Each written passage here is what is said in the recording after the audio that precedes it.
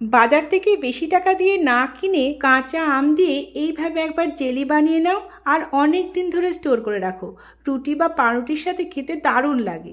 আর টক মিষ্টি জেলিটা বানাতে কোনো রকম কোনো বাইরের উপকরণই লাগে না, কাঁচা আম ও কিছু ঘরোয়া উপকরণ দিয়ে দারুণভাবে বানিয়ে নেওয়া যায়। আর বাজারে এখন প্রচুর কাঁচা আম, ঝটপট এনে একবার বানিয়ে দেখো, খেতে বাচ্চা থেকে বড় সবারই ভীষণ পছন্দ হবে। তো চলো ঝটপট রেসিপি স্টার্ট করি। এর জন্য প্রথমে কয়েকটা কাঁচা আম নিয়ে টুকরো করে কেটে ভালো করে ধুয়ে নিয়েছি। এবার ওই মিক্সার জারের মধ্যে ওই টুকরো করে রাখা আমগুলো দিয়ে দিচ্ছি। দিলাম সামান্য পরিমাণে লবণ, ওই 1 চিমটি মতন লবণ।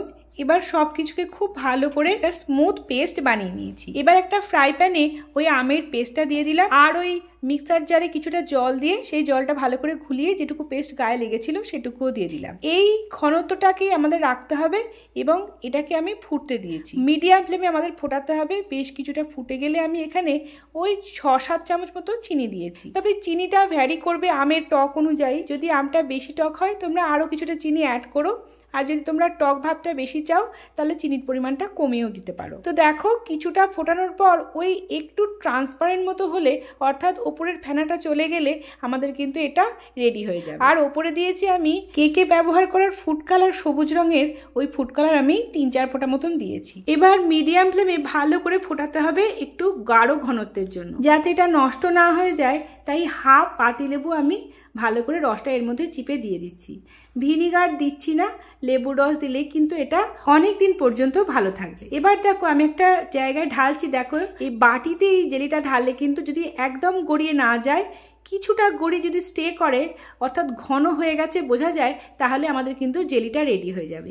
এইভাবে তোমরা চেক করে নিয়ে দেখে জেলিটাকে নামাবে। খুব গাঢ় করবে না, তাহলে নামানোর পর কিন্তু একেবারে আঠা আঠা হয়ে যাবে। তো দেখো এই রকম ঘনত্বে আমি নামিয়ে নিয়েছি এবং কনসিস্টেন্সিটা দেখো বা ঘনত্বটা দেখো একদম প্রপার হয়েছে।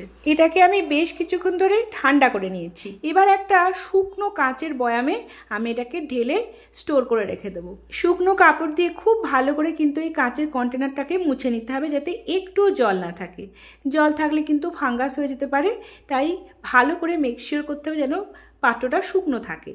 এবার আমরা ওটাকে ঢেলে রাখছি এবং দেখো দারুণ স্বাদের কাঁচা আমের জেলি কিন্তু আমাদের রেডি। আর তোমরা যদি কালারটা ব্যবহার করতে না চাও কোনো অসুবিধা নেই, এমনি দিতে পারো।